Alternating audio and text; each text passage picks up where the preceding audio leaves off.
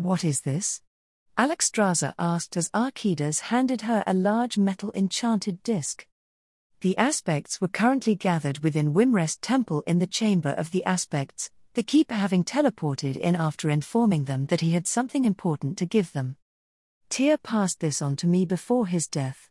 He brought it with us along with the discs of Norgannon when we fled south for Udaman, and I have been keeping it in a separate section of the facility for safekeeping, Archidas explained in a gravelly voice. He requested that in the event of his death, I should pass this on to the aspects, but could not explain why before he expired. I have determined that it is of similar function to the other discs, but this one is magically encrypted so that only you may access it. What could he possibly have wanted to tell us? Malygos asked curiously. This would have been recorded well before the Sundering or the Burning Legion's first invasion. Nasdormu? Ysera asked her brother. I don't know, Nasdormu said with a hint of surprise. That made all present look at him in shock. You don't know? That's never a good sign, Malgios muttered, as he examined the disc with significantly more caution. How could you not know, Nasdormu? Alexstrasza asked in worry. It's not so much warded from my sight, but more like someone is actively interfering with my ability to perceive it, the aspect of time explained. I assume that this is due to the actions of my flight's worse half. Whenever something unexpected occurs, they are usually to blame. Then it must be important if they are hiding it from you, said Ysera, her tone thoughtful. But I fail to see the point if we can access it now. Let's find out, Nasdormu said, to which Alexstrasza nodded and turned to the disc in her hands. She channeled her magic through it and at once it responded, but not in the way any of them expected. Message playback and database cannot be accessed at this time until all aspects are present, the disc played in Tyr's voice, but with none of his usual emotion. The dragon stared at the disc in confusion before Malygos finally roared at the disc in annoyance. All the aspects are present, you piece of junk.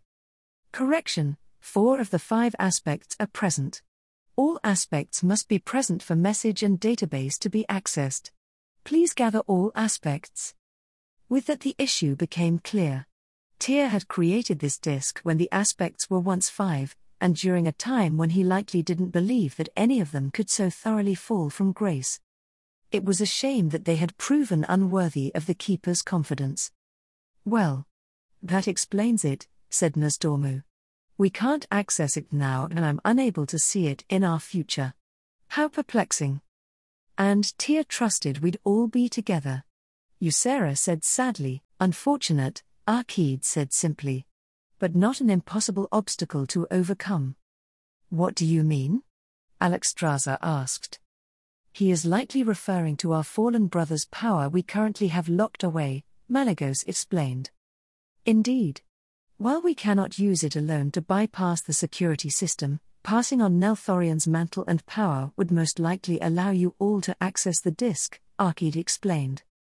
Of course, that requires finding a suitable black dragon to carry said mantle, Nasdormu pointed out. And the only uncorrupted black dragon is currently in a self-imposed exile on the Broken Isles. Which means that we are at an impasse. For now at least, Alexstrasza admitted before looking down at the disc once more. But we can wait until the time is right.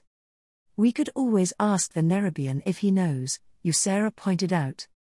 He doesn't or he would have already mentioned this artifact, Nasdormu immediately responded. I suppose then, that we'll just have to wait until the time comes, Malygos grumbled impatiently. The Guardian of Magic glared at Archidas and suddenly felt the desire to return to his lair and sleep for a decade or two. The world had gotten far too complicated ever since he'd been pulled back into Azeroth's affairs. Leave the sleeping to me, brother, Ysera spoke up, seeming to read his thoughts. Malgios didn't even bother responding and giving her the satisfaction. Drektar lifted his blind eyes to the tent entrance at the sound of Parkar's shout. The young orc had gone on a long reconnaissance mission to examine the orc internment camps set up by the humans in the south and had only returned recently. Chieftain, I have come back with news of our people, Parkar said breathlessly. Drektar gestured to the gathered shamans in the tent and said, "Very well, young shaman. Report on what you have seen." Parker reported dutifully, "I watched the dragonmen and the giant spider folk guarding the camps, and the orcs within do not seem to be treated too badly. They are being fed grain and sheltered from the elements in wooden huts." One of the other shamans present spoke up, "That is good. We have time to prepare to release our people from captivity then. It is unfortunate that Doomhammer was executed before we were able to send young Parker here to scout the camps." Parker nervously held up a parchment and said, "I was able to bribe some goblins with some of the trinkets you gave me to sneak into the camps.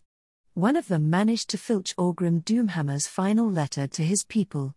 The goblins say that a human paladin had nailed the letter to a post in the middle of the camp." The circle of elders and shamans suddenly broke out in uproar at the news. Drektar raised his fist and pounded it on the wooden chair for silence. As he motioned for Parker to read the letter, he said, "Tell me of Orgrim Doomhammer's last words to our people. He was an orc of honor at one point and Juratan, our long-dead chieftain, trusted him. I thought that by purging the Shadow Council of all the foul warlocks, I could redeem the Horde and gain the favor of the spirits of our land. I cursed the day that I left Gul'dan alive and let the poisonous whispers of Chagall into my ears. Alas, I did not overthrow the shadowy demon overlords controlling the Horde. Instead, I merely replaced them with another shadowy master led by the one known as Deathwing and his ilk. In my captivity, many of the clan leaders cursed me and said that we lost our honor when we surrendered to the Alliance. Fools. We had lost our honor long ago when we disregarded the spirits of Draenor and our ancestors to drink the demon blood. Everything we have done since has been lacking honor. I was simply too blind and too proud of being a Doomhammer to notice our descent into that dark path. Did the prophecy given to my line not say, until the elements cry unheard, and pride turns to unbridled rage? Indeed, I will be the last of my line to wield the great hammer of my ancestors. My only hope is that if the final portion of the prophecy which states that a stranger will raise the hammer high, and with it justice shall reign holds true, then our people may still be saved. I know deep in my heart that an orc will come, who will be able to redeem our people and bring honor amongst the next generation. I know that the Doomhammer will find its way back to our people from that dragon's horde and command the orcs to glory. Whoever takes up the Doomhammer after me, know that you carry the weight of an entire people's hopes and dreams. Do not make the same mistakes I did. Seek the wisdom of the spirits of the land around you to lead our people to a better future. A future in which they can regain their honor and live without the shame that my generation has placed on their shoulders. The future of the orcs now lies in your hands. May you be the salvation they so desperately need. I hope that you who will read these chronicles of the failures will not make the same mistakes.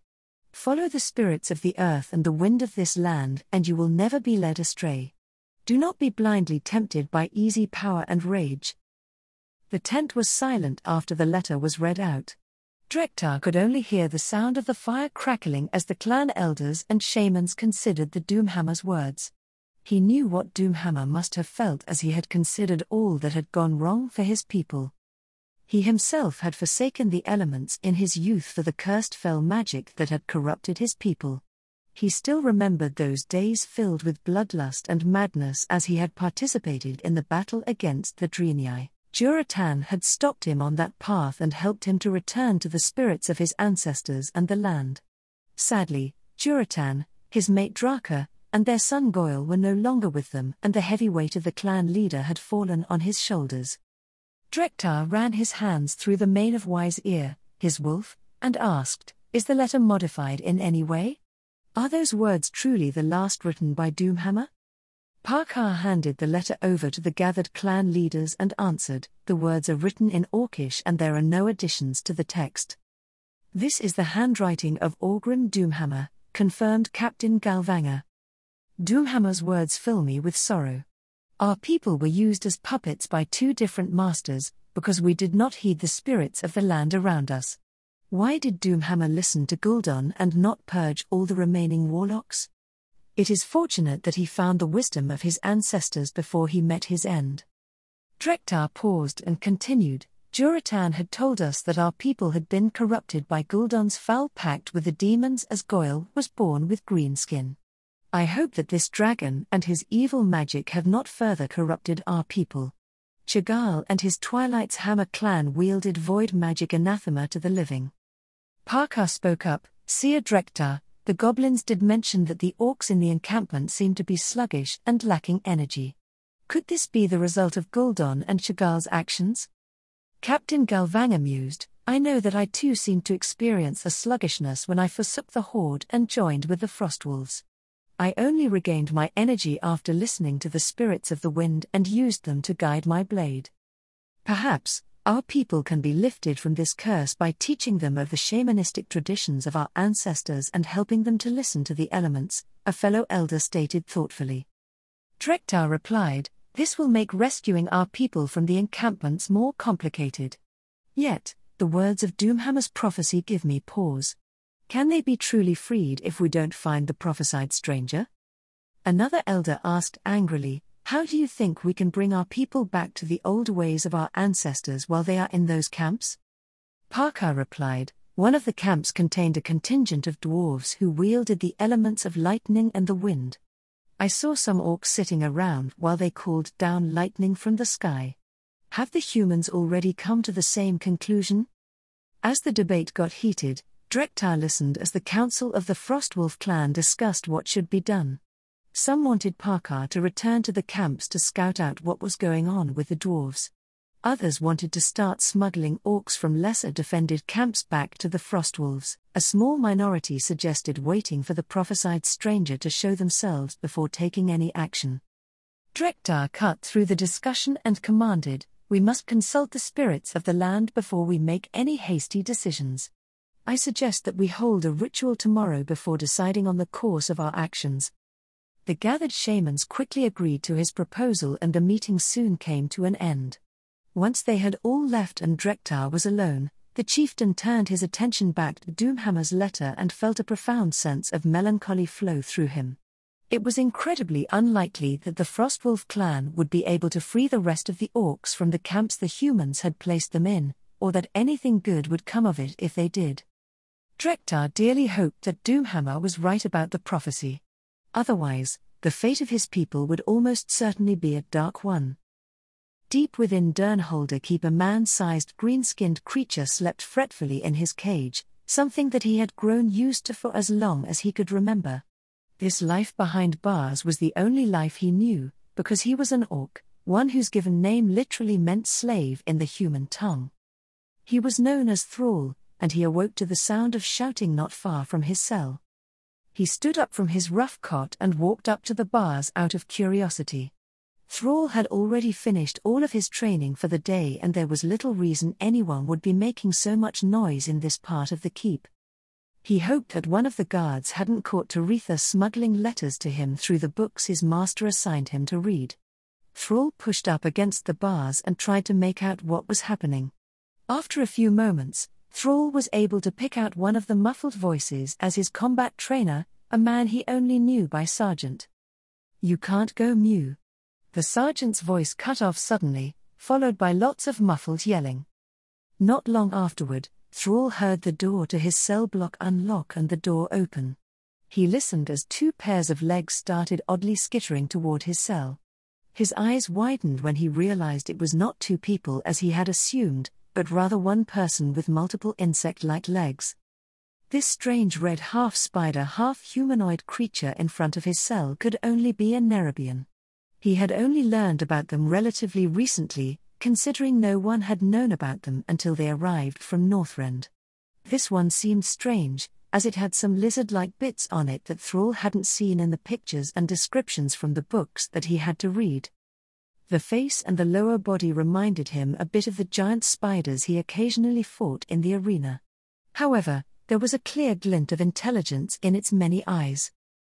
The two stood in silence as they studied one another for a moment, before the Nerubian spoke up. You are much bigger than I expected. The Nerubian spoke in a surprisingly almost human voice despite its appearance. What were you expecting? Thrall asked hesitantly, his attention drawn to the nervous twitching of the fingers on the four hands of the Nerubian.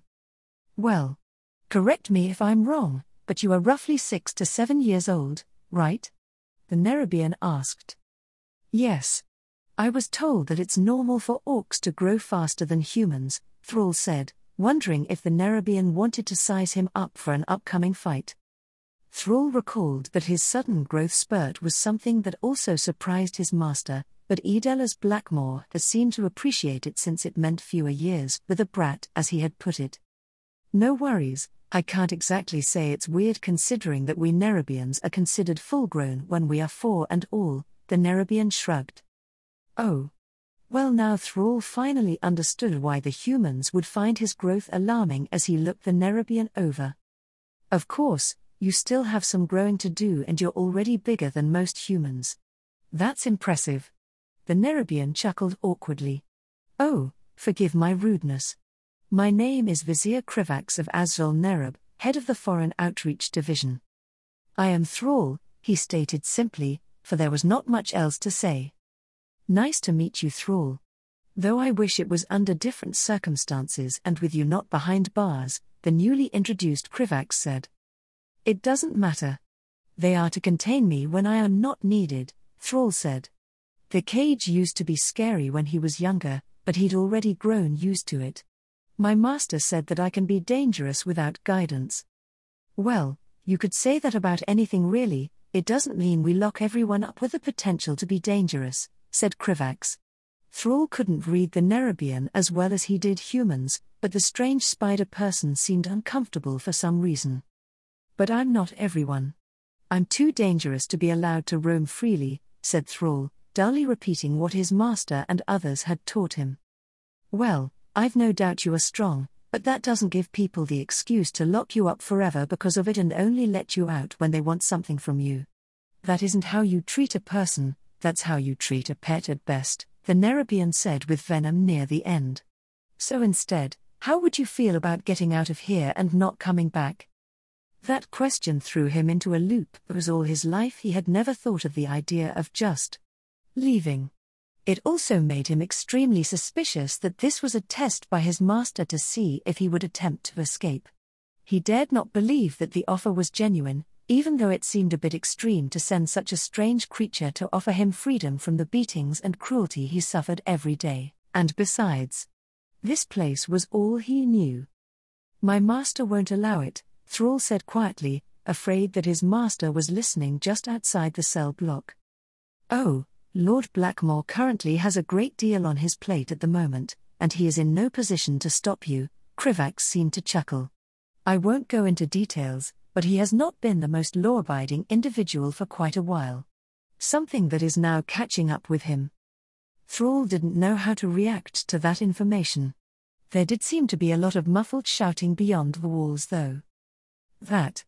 I don't have anywhere else to go, he admitted bitterly in lieu of a reaction to the news. Well, no one belongs anywhere. You figure it out as you go along and where you consider home to be. Though I will admit that the Eastern Kingdoms are not the most pleasant place to be an orc right now. I know that you didn't participate in the wars as you've been here your entire life, but people will still greet you with fear and animosity regardless of how unfairly deserved it is, Krivax explained. I do have a few ideas about where you will be safe and treated with dignity, though. Freedom and choice. Thrall had always wondered what it would be like outside of Durnholder Keep, but he'd never imagined that he would be able to actually experience it. A part of him wanted to reject this offer from such a strange creature as a cruel joke by his master, but the rest of him just wanted to find out what would happen if he actually accepted it. If what Krivax said was true, then he could leave Durnholder Keep and go anywhere, like the places mentioned in the many books he read or that Taretha spoke of. I refuse to go anywhere unless someone comes with me, Thrall took a deep breath and stated with conviction. He would not leave Tari behind, especially since his master would react to his absence and could possibly take out his anger on her. He also did not like the attention his master directed toward her as she matured. If she could not gain freedom, neither should he. Oh? And who might that be? Krivax asked curiously. A servant girl, Taretha Foxton, Thrall said at once. She is my friend and I refuse to leave her behind to rot here. It would be unjust, and I would rather stay in this cell than leave her trapped in this keep. It is a cage in and of itself, no matter how large. Krivax merely stared at him with his many eyes, but he started to chuckle and shake his head in seeming amusement. So young. And yet even I can see it. He muttered under his breath before he produced a key and swiftly unlocked his cell, opening it up before him. You got yourself a deal, assuming she agrees, of course. Of course, Thrall nodded before turning around and quickly grabbing a few books and his most precious possession. What's that? Krivax asked in curiosity as Thrall exited the cell. Thrall held up the swaddling cloth in his hands, the image of a snarling wolf woven upon it. The only thing that truly belongs to me. I have had it since the mast, since Lord Blackmore saved me years ago. It is the only connection I have to my past, Thrall admitted. And thus started his first day as a free orc with full control over his own fate. In a quiet field east of the city of Hillsprad, when the moons were high and most people were asleep, Krivax looked down at the two children in front of him with exasperation. One of them was the destined orc chosen one, who was also much larger than he had been expecting. The boy was only 6 years old, yet he was already as tall as an average human and reminded Krivax of a young athlete rather than an adolescent child. Thrall was looking up at him with a mixture of curiosity and apprehension, which wasn't surprising given the events of the past few days. Retrieving Thrall from Lord Blackmore had been a relatively straightforward affair. Although Blackmore was a noble, he didn't possess a fraction of the political influence that Krivax or Turalian did. Once Krivax was able to sense the young orc in the dungeons of Durnholder Keep and inform Turalian of Thrall's location, everything else was a foregone conclusion. Blackmore had tried to stop them, but there was very little that he could do to prevent them from just taking the young orc boy. Lord Blackmore could attempt to levy a complaint against them in the Lordrenian House of Nobles, but nobody would risk offending Azrael Nerub or the Church of the Holy Light for a minor noble engaged in criminal activity. It helped that several of the man's subordinates took the opportunity to accuse Lord Blackmore of all manner of crimes, especially toward his female servants. As a paladin and noble himself, Turalian had been absolutely outraged and was currently bringing the matter to the Lordrenian House of Nobles. Thankfully, the general hatred toward orcs meant that nobody actually kept an eye on Thrall after he was taken from Blackmore. That made it easy for Krivax to spirit the young orc away after he was taken to an internment camp. Anyone who decided to look into the matter would just find documents marking him as deceased and look no further. From there, Krivax intended to simply drop young Thrall off with the Frostwolf clan hiding in Alterac Valley. This would give the kid a good chance to become acquainted with orc culture and learn his people's shamanistic traditions. Having seen the current state of the internment camps, Krivax did not think it was wise to leave a potential future orc leader in those conditions. Sending him to the Frostwolf clan was the most reasonable solution. It should have been rather straightforward, but he hadn't taken into account the young girl who was currently glaring at him with open defiance. Krivax had no idea what happened to Taretha Foxton in the original timeline, but she and Thrall were very much attached to one another in this one. The girl was all of 11 years old and ready to fight anyone trying to take away her little brother. Watching a 6-foot-tall orc demurely defer to a preteen human girl who barely reached his chest would have been a comical sight if it wasn't giving Krivax such a headache. I understand how you feel, Taretha, but I'm absolutely not going to kidnap an 11-year-old girl and send her to live with a clan of orcs, Krivax said gently, hiding his astonishment at the utter nonsense coming from the kid's mouth. The only reason that you are here is that Thrall categorically refused to come with me unless he spoke to you first. Why not? Thrall needs my help, and we're family. Taretha argued, her eyes welling with tears but her voice unwavering. You can't just send him all alone to live with a bunch of orcs. He's never even met one before. You have parents, Taretha. Parents who love you and would be very sad if you disappeared, Krivax said patiently. The orcs that Thrall is going to live with have settled somewhere very difficult to live. It's no place for a young human girl. There was a good reason Alterac Valley had never been settled by anyone other than a clan of sturdy orcs. Daddy is in jail for helping Lord Blackmore, and Mommy thinks all orcs are monsters despite raising and nursing Thrall herself. She doesn't even know how nice he is, Taretha said bitterly as she wiped the tears from her eyes. I just want to be with my brother. Krivax felt sympathetic toward the girl, but what could he do? There really wasn't any realistic way for Thrall and Taretha to live together without one of them being placed in danger. Krivax patiently explained to Taretha why what she was asking was impossible, even as she cried, pleaded, and even threatened to tell on him.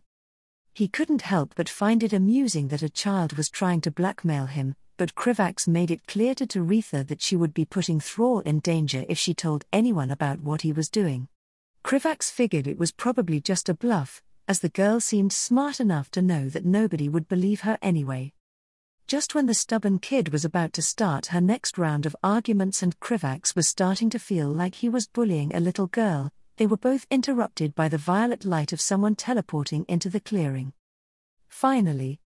I apologize for being late, but it took a bit of effort to cover your tracks, Vizier Krivax, said Crossus, scowling mildly in his direction as he approached. The dragon appeared in his elven form to avoid scaring the two children. It was simple to ensure nobody noticed the girl's disappearance, but your personal guards are more vigilant than I expected. I was forced to craft a rather complex illusion in your sleeping chambers in order to deceive them. Thank you, Archmage Crossus. I appreciate everything that you've done to assist me, Krivax replied genuinely.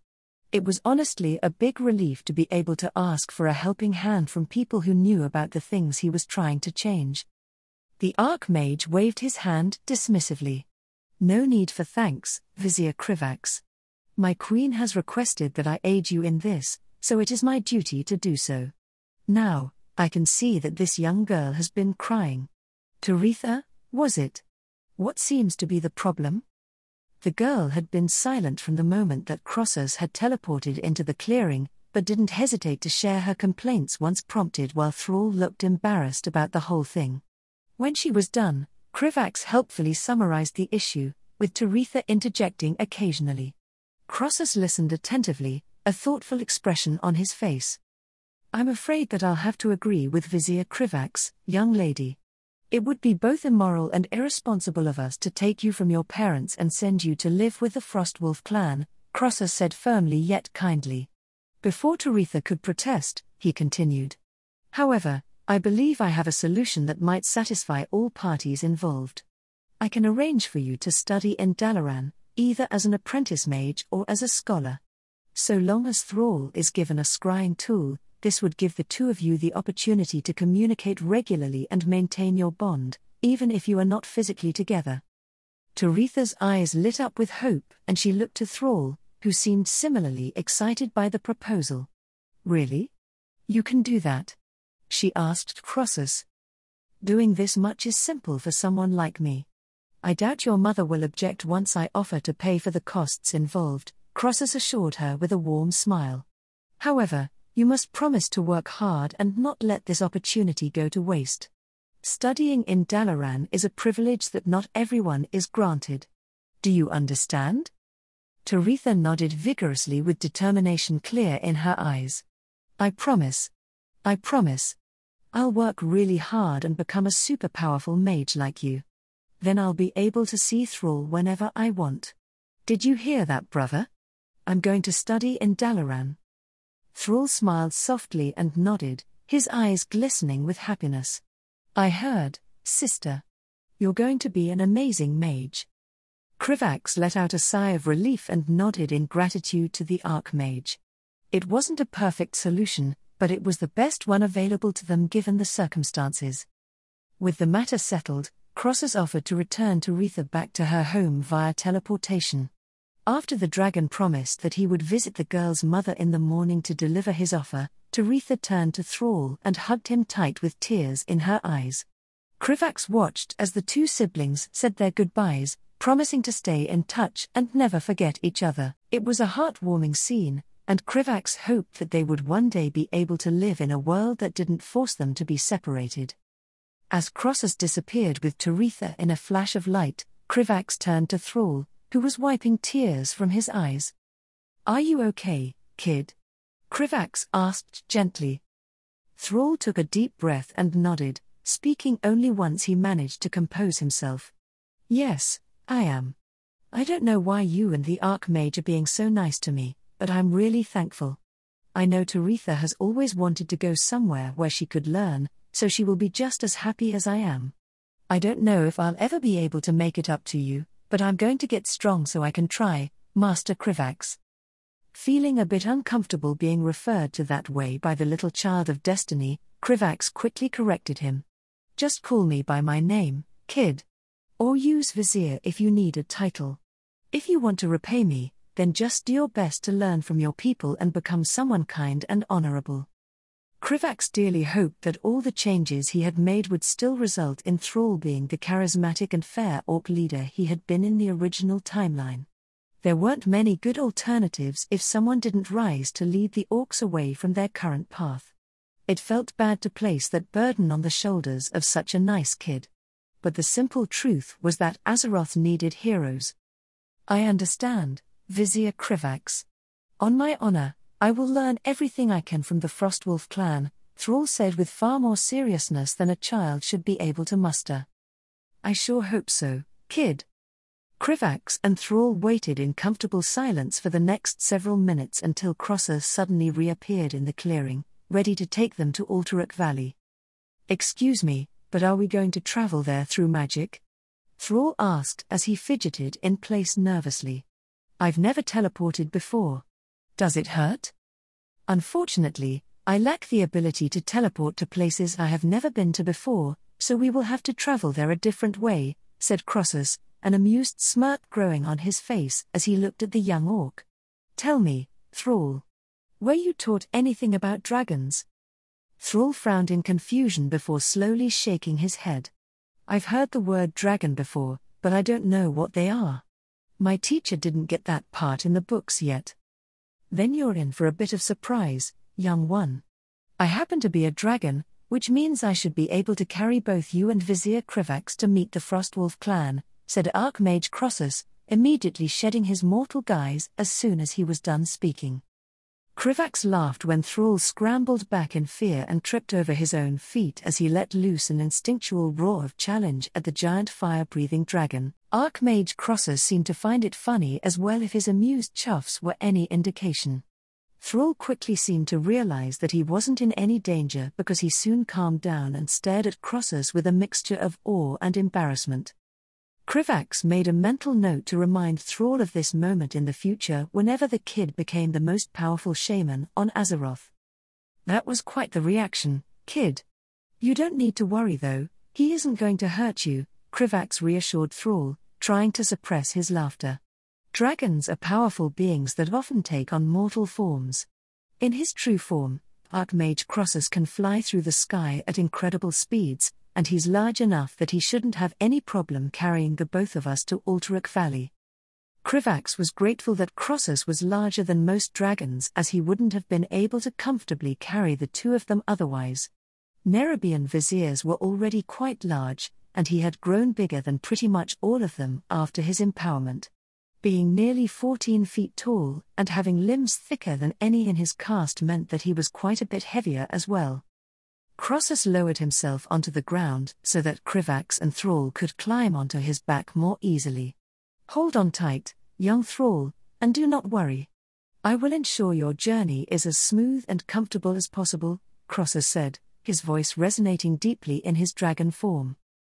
Thrall hesitated for a moment before nodding and climbing onto Crossus' back, gripping his scales tightly. Krivax followed suit, making sure to secure himself and Thrall with a web of silk he conjured. It was better to be safe than sorry when traveling via dragon. With a powerful beat of his wings, Crossus lifted off the ground, carrying Krivax and Thrall into the sky. The kid let out a yelp of surprise but quickly settled down when Krivax placed a hand on his shoulder to steady him, his initial fear being replaced by awe as they soared above the Hillsprad foothills. He wasn't the only one, as Krivax found himself marveling at the experience as well. He had dreamt about getting the chance to fly on the back of a dragon from the moment he'd been reborn on Azeroth, and it was just as exhilarating as he'd expected. The wind rushed past them as Thrall let out a whoop of joy and Krivax admired the landscape beneath them. Much of the land was still scarred by the events of the Second War, especially in the area the Horde made landfall, but the rest carried a great natural beauty. With his recently enhanced vision, Krivax could clearly see the patchwork of farmlands, meadows, and forests that made up the landscape. As they flew high and faster, the temperature began to drop, prompting Krivax to create a heating ward around himself and Thrall. He was quite a bit more resistant to the heat after his transformation, but that protection didn't extend to the cold. They continued their flight, the landscape changing beneath them as they entered the harsh terrain of the Alterac Mountains. Snow-capped peaks loomed all around, and the air grew even colder as they approached the valley settled by the Frostwolf clan. It took some time for them to find the right place, but Crossers eventually spotted a fur-clad orc herding a few goats in the distance, signaling that they were close.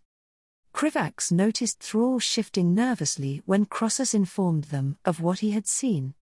"Are you all right, Thrall?" Krivax asked, concerned by the young orc's sudden anxiety.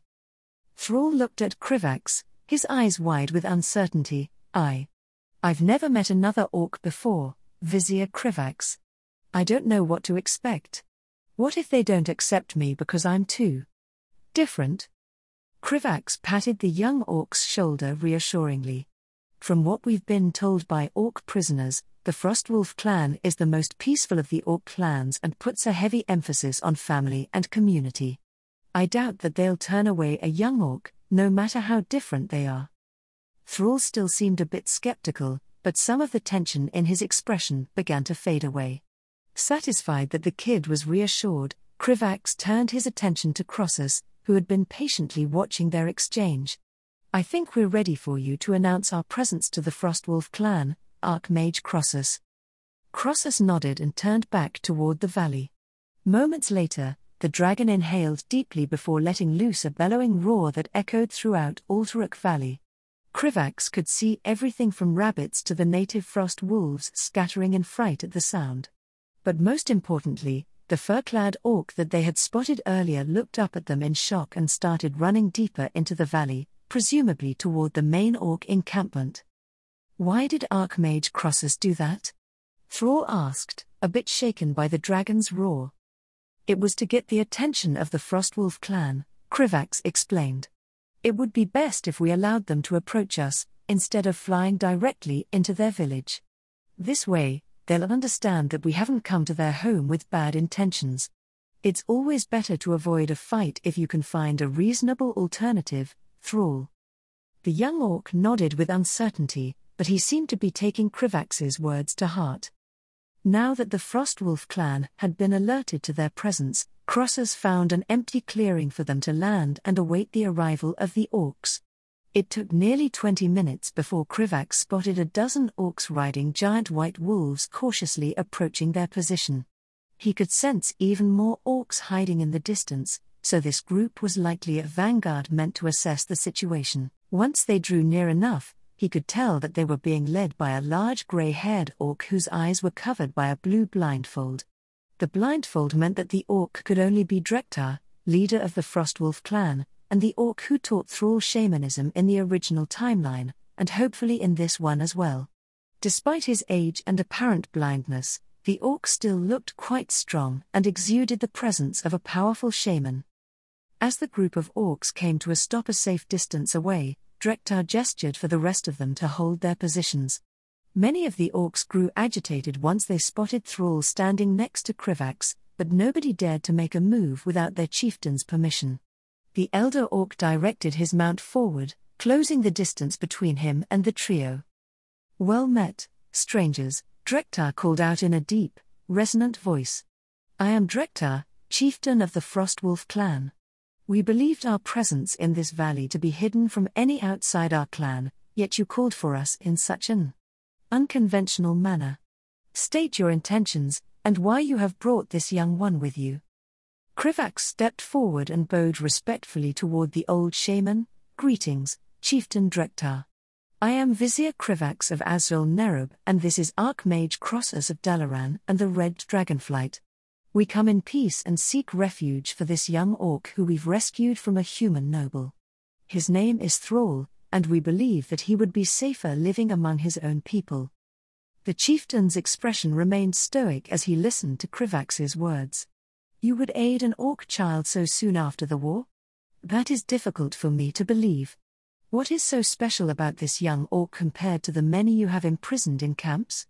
Also, how did you learn of us?" This orc didn't participate in the Horde's atrocities. "Unlike those imprisoned in the camps, he is innocent," said Crossus, interjecting before Krivax could respond.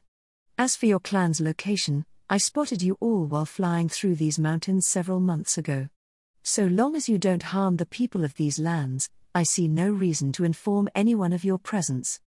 Drektar hummed thoughtfully and studied Crossus and Krivax carefully, his gaze seeming to pierce through them despite his lack of sight.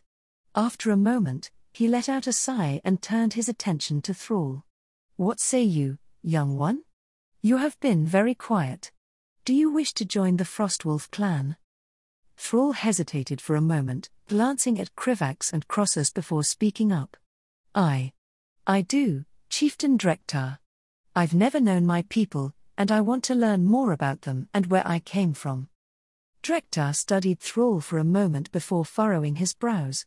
"How old are you, child? How did you come to live with humans before the end of the war?" "I don't know. It was always that way," said Thrall. "According to what we know, Thrall was found as an infant among the corpses of several other orcs in the northern part of Loch Moden nearly 7 years ago, carrying only this," said Krivax, nudging Thrall to show them his swaddling cloth and hoping that it would be enough for Drektar to understand Thrall's true origins. The small brown rag was one of the only things that Thrall truly owned and had the emblem of the Frostwolf clan sewn onto its surface. An expression of shock passed through the old shaman's face and he instantly focused on Thrall with an intensity that clearly unnerved the boy. "Nearly 7 years. Could it truly be? Goyle? Is that you?" A furor broke out among the orc warriors at the chieftain's words, even as Thrall grew visibly confused. "Chieftain Drektar, I think Thrall would like an explanation for your reactions," Krivax said diplomatically, trying to calm down the situation before it got out of hand. "Archmage Crossus and I would like one as well." Likely guessing that Krivax already knew everything about what was going on as a seer, Crossus snorted in amusement but did nothing else. Drektar took a deep breath and nodded. "I apologize. You are correct, outsider. The tale that I am about to tell you is one known to all Frostwolves." Krivax listened as Drektar told the tragic tale of Juratan, the former chieftain of the Frostwolf clan, and his wife Draka. He listened as he was told about how Juratan and Draka realized that fell magic had thoroughly corrupted their people when their son was born with green skin instead of the natural brown they once had. He listened as Drektar spoke with heavy emotion about the moment that the two of them left with their infant son, intending to meet with Orgrim Doomhammer and show him the effect of fell magic on young Thrall, only to never return. It was clear to Krivax that the Frostwolf clan respected their former chieftain and his mate a great deal as he watched them step forward and excitedly greet their overwhelmed son. Once it became clear that Thrall was in good hands, Crossus turned to Krivax and created a privacy ward around the two of them. "Has this gone as well as you had hoped, Seer?" Crossus asked curiously. "Yes, I suppose it has," Krivax said after a moment of hesitation, unused to openly talking about his plans. Taretha was an unexpected factor, but everything else went well. "Thank you for the help with that, by the way. I don't know how it will change things for the two of them to remain in contact, but I hope it's for the better. As I said, your gratitude is unnecessary. This is simply my duty," said Crossus, glancing toward Thrall with a glimmer of fondness in his eyes. "He seems like a good young orc. I hope he's truly able to lead the orcs to a brighter future as you predicted, although I doubt that there will ever be any true reconciliation between them and the other mortal races in this generation."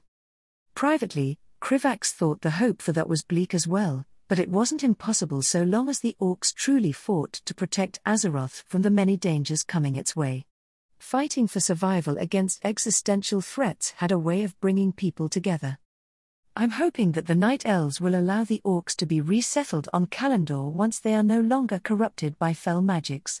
Ysera said that she is going to speak with the Night Elf leadership about several important matters, but who knows what will come of it, said Krivax. While Krivax wished that the orcs would be able to simply integrate peacefully into the Eastern Kingdoms, he knew that history and logistics made that an incredibly tall order. He didn't know for certain, but there was a good chance that there were even more in the internment camps than in the original timeline. Alexstrasza had perhaps done too good of a job convincing the Horde to surrender through overwhelming force, and the dragons had quickly taken control of the Dark Portal. This meant that the war finished earlier than it otherwise would have, and there were fewer orcs who succeeded in fleeing back to Draenor. The Eastern Kingdoms couldn't support so many orcs forever without something breaking, and Krivax didn't want to see that happen. The optimal result would be for them to be cured of their corruption and sent somewhere else. Thankfully, Azrael Nerub had every intention of organizing an expedition to Kalimdor, which Krivax would be participating in as the head diplomat. The High King primarily cared about establishing an outpost to monitor on Shiraj, but Krivax wanted to use this opportunity to get a better understanding of the Night Elves. Ysera was held in high esteem by the Night Elves and was personal friends with their leadership, but she wasn't their leader. Any decision made by the Kaldoi in regard to orc presence on Kalimdor would be made by Cenarius and High Priestess Taronda Whisperwind. Forcing the orcs back to Draenor would be an acceptable alternative, if not for the worry that they would simply reform the Horde and invade Azeroth once again. Also, Malygos was wholly convinced that the world must be secretly covered in shape-shifting demons. While Krivax could not confirm the hunch based on his meta-knowledge, Gul'dan had free reign for years to summon as many demons as he wanted to Draenor under the Burning Legion's guidance. Speaking of future plans, how long will it be until you travel to Draenor? Krivax asked curiously. The Aspects had decided that they would handle anything important related to Draenor, including the evacuation of any non-hostile refugees. That would mostly be the Draenei, but it was possible that other groups had survived the Horde's rampant genocides. Malygos insisted that they not risk any of the Aspects going to Draenor until they better understood the extent of the Burning Legion's presence on the world. So, the duty had fallen to Crossus. The Archmage's expression immediately grew serious at his question, and his voice was solemn when he answered. Preparations should be complete within the month. If these Draenei truly have the history with the Burning Legion that you foresaw, then bringing them to Azeroth is imperative to Azeroth's future. Any information they might have would be invaluable. Not to mention the benefits if we successfully rescue multiple Naru of all things. Krivax couldn't agree more. There were many things about the Burning Legion and its capabilities that he didn't know, and it was important to verify his meta-knowledge with a direct source. The two of them continued discussing their plans for the future until the Frostwolf clan was done greeting their newest member. Krivax was glad to see that Thrall seemed much more comfortable now than when they had first arrived, and was even smiling as he conversed with his new family. Drektar approached Krivax and Crossus and offered his thanks for bringing Thrall to them. You have done our clan a great service, outsiders. We had believed that Goyle was lost to us completely when the chieftain and his mate failed to return. The Frostwolf clan will repay what you have done for us this day, the elder shaman said earnestly. Krivax inclined his head in acknowledgement. All we ask is that you live in these lands peacefully and avoid conflict to the best of your ability. Also, I hope that you will keep that kid safe and teach him well. He's had a rough life so far. If you do that, then that is more than enough repayment for us. Drektar nodded solemnly. There was a time when I agreed with the Horde, but that time is long past. I regret ever involving myself with what they did on Draenor, and intend to lead my clan down a different path. Goyle is family. He will be treated as such and taught our ways.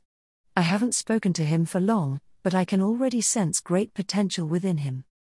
Satisfied with Drektar's assurances, Krivax and Crossus discussed a few more matters with the chieftain before saying their goodbye to Thrall. As he made his way closer to the Archmage, Krivax took one last look at the smiling young orc who was waving at them enthusiastically. Take care of yourself, Thrall, and remember your promise. I have faith that you'll go on to do great things, Krivax called out. With that, Croesus began casting the teleportation spell that would return them to Azrael Nerub's settlement in Ulturuk. Krivax needed to return to his sleeping chambers before one of his guards realized that he was gone. As he disappeared from Ulturuk Valley in a flash of light, Krivax couldn't help but wonder what kind of man Thrall would grow into now. Malygos was in an irritable mood as he flew away from Wimrest Temple. He'd spent far too much time with his siblings recently, and they were beginning to grate on his nerves. If Malygos had to pretend not to see Alexstrasza's worried glances one more time, a portion of Wimrest Temple would soon need to be rebuilt. Unfortunately, there were several matters that required their collective attention, including the handling of Nelthorion's corpse. The first few days after the traitor's death had been dedicated to warding a section of the temple in which they could safely store his body. Malygos dearly wished that he lived in a world that didn't contain necromancers or one in which Nelthorion's soul was weak enough for him to obliterate. It would make things so much easier. As it was, the traitor's body proved incredibly resilient to damage even in death, and nobody wanted to take any risks. Especially not with that troublesome Lich King who the little prophet mentioned arriving on Azeroth in the near future. Any being capable of raising and controlling such a large number of undead was a threat even from the perspective of the aspects. It would be potentially catastrophic if they allowed the necromancer to gain possession of a corpse as dangerous as Nelthorion's. Of course, this meant that they had to figure out what to do with all of the countless dragon corpses scattered throughout the Dragonblight. What the Horde did was infuriating enough, but the thought of the Lich King desecrating the final resting place of so many dragons filled Malygos with cold fury. These concerns were the reason why Malygos was finally about to do what he had meant to do since he had spoken to the little prophet. He knew that he should have buried Sindragosa the very next day. But the truth of the matter was that Malygos was afraid. Although she was in no state to do so, it still felt as if Sindragosa would open her eyes and see Malygos for the failure he knew himself to be. How could he bring himself to face her when it was his fault that the aspects had imbued their power into the dragon soul? When he had failed to see Nelthorion's corruption before nearly his entire flight was cut down in a single moment? When he had spent the past 10 millennia doing nothing as the few surviving members of his flight scattered and struggled to fulfill their duties throughout Azeroth, helpless and alone? Malygos could feel the same gloom he'd grown familiar with over the millennia begin to shroud his mind, but he forced himself to move forward. A large part of him wanted to teleport back to his lair and sleep for the next decade, but Sindragosa deserved better than that. She deserved to be buried with the rest of her people. Holding these thoughts in mind, Malygos swept toward the region of Northrend that the mortals referred to as Icecrown. It was here that the little prophet claimed he could find Sindragosa, buried beneath the ice of a massive glacier. When he eventually reached Icecrown, Malygos flew through the region for nearly an hour and used his magic to search every large glacier he came across. Blue dragons were intensely magical creatures, and their very bones would remain imbued with arcane energy long after they had passed. Many members of his flight must have been thrown to Icecrown when Nelthorion turned the dragon's soul on them because Malygos discovered a half-dozen blue dragon corpses within that time. Vowing to himself that he would return to give them proper burials as well, Malygos solemnly continued his search for Sindragosa. Each new discovery was like a fresh blade to the heart as the aspect of magic remembered members of his flight who he hadn't thought about since the War of the Ancients. The weight of his failures grew stronger with each passing moment, but Malygos resolved to continue until his duty was done. Finally, after hours of searching, Malygos found the glacier that the little prophet had mentioned. He could sense Sindragosa's presence deep within the ice, and the familiar pang of loss and guilt washed over him once more. Carefully, Malygos wove arcane energy into the ice surrounding her body and took hold of it with a telekinetic grasp. After casting a spell to reinforce the ice encasing Sindragosa, he slowly lifted her upward until she emerged from the glacier with a resounding crack that sent shards of ice flying through the air. As he carefully set her down and witnessed what had become of the first person he had ever loved, Malygos couldn't help but let out a raw, anguished cry. Much of her once majestic form was marred by wounds while the rest had become desiccated and frail over the millennia. Even so, Malygos could still see the fierce and beautiful dragon that she had been in life. "Oh, Sindri. You would have hated to see yourself like this," said Malygos, his voice thick with grief as he looked upon her ravaged form. I am so sorry that it took me so long to arrive, my love." Sindragosa had always taken great pride in her beauty, as she should have. Whenever they fought and Malygos wished to regain her favor, he would find a beautiful piece of jewelry for her mortal form or a new elixir to enhance the allure of her scales. He could remember one occasion when he had tried to create a magical adornment for Sindragosa's horns, one enchanted with a spell that would make them shine with an ethereal glow. However, the enchantment had conflicted with one of her other pieces of jewelry and the spell had gone awry, causing Sindragosa's horns to emit an incessant, high-pitched squeaking noise whenever she moved her head. Despite the heaviness in his heart, Malygos couldn't help but let out a small chuckle as he recalled the moment of Sindragosa's majestic demeanor being shattered by the absurd sound. The memory brought forth a bittersweet warmth, a moment of joy that they had shared together amidst their often serious lives. It wasn't long before his chuckles began to waver, and Malygos soon found his laughter turning into quiet sobs. Tears flowed down his face, turning into small crystals of arcane magic as they made contact with the ground.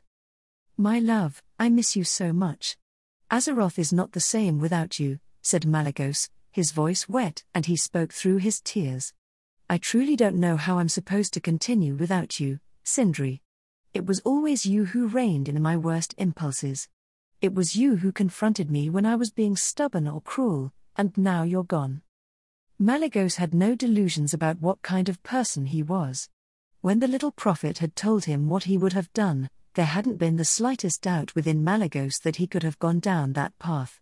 He knew that he could be cruel, arrogant, and oftentimes apathetic to the suffering of others. But it hadn't always been that way. There was a time when the worst parts of him could be tempered by those around him, but those people were now gone. They were either killed by Nelthorion or pushed away by Malygos himself. "If you were to hear what the little prophet saw of our future, you would surely be shocked and appalled, my love," said Malygos, chuckling sadly as he imagined her reaction. "You would castigate me for my foolishness before working with me to create a plan capable of saving this rotten world. The other aspects and I are trying to do so now, but it would be so much easier if you were here. You were always so good at noticing the things I overlooked." Malygos sighed heavily as he considered the world that could have been. One in which he faced the future with Sindragosa and his family by his side. "I don't know how I'm supposed to go on without you, my love, but I'm going to try. My flight has suffered enough without being forced to see me go mad and turn against Azeroth," Malygos vowed quietly, surprising even himself with the conviction in his voice. It had been a long time since Malygos had cared about Azeroth or his duties, but he knew that he couldn't allow the world to fall into further chaos. He owed it to Sindragosa and the rest of his fallen kin to at least make an effort at doing better. Being better.